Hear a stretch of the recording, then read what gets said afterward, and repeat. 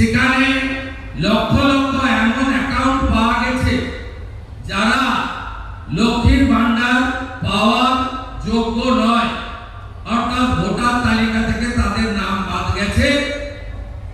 কেউ মৃত, কেউ অভারতীয়, কেউ এলাকায় থাকেন না, তাদের এমনকি অবাক হয়ে যাবে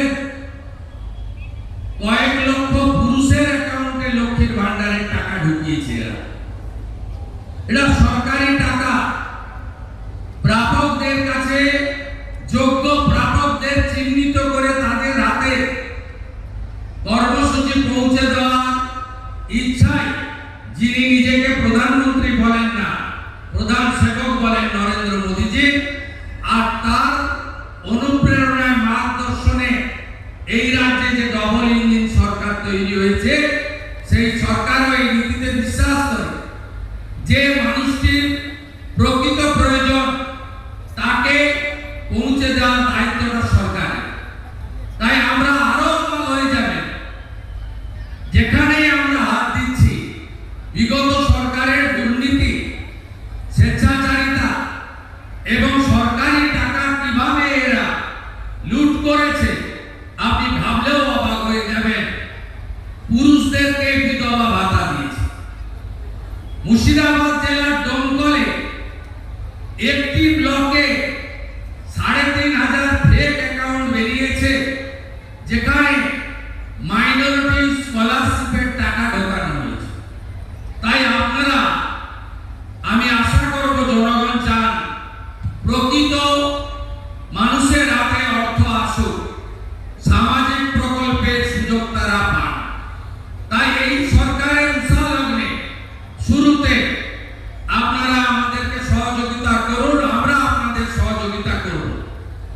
প্রয়োজন হলে বাড়িতে পাঠাবো আমরা আমাদের কর্মচারীদের, সহযোগী কর্মচারীদের, যাতে আমরা পোর্টালে আপলোড করা, ফর্ম নথিভুক্তকরণ করা, এটা ঠিকঠাক ভাবে হয়।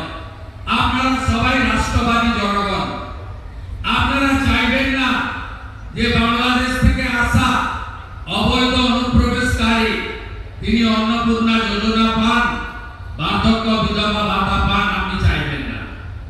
কারণ এটার অধিকার কেবলমাত্র ভারতীয় নাগরিকদের রয়েছে।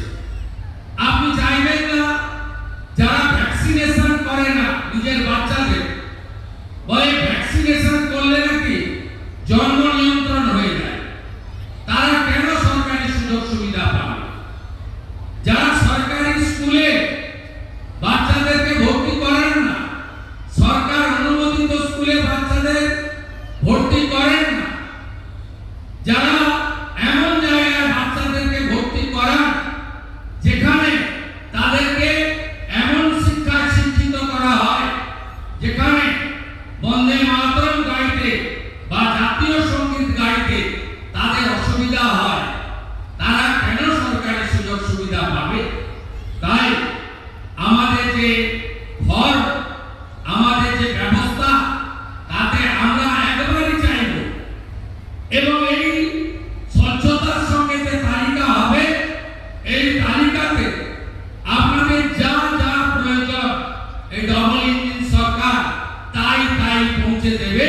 যেখানে দুর্নীতি থাকবে না, মধ্যস্বত্ব ভোগী থাকবে না, আপনারা প্রতারিত হবেন না, আপনারা একজন এই রাজ্যের নাগরিক হিসেবে আপনার অধিকার আপনি পাবেন। আমি আপনাদের এই কথাগুলো বললাম, সাথে সাথে আমাদের এই সরকারের 5 সপ্তাহের মধ্যে আমরা অনেক গুরুত্বপূর্ণ কাজ শুরু করেছি, সিদ্ধান্ত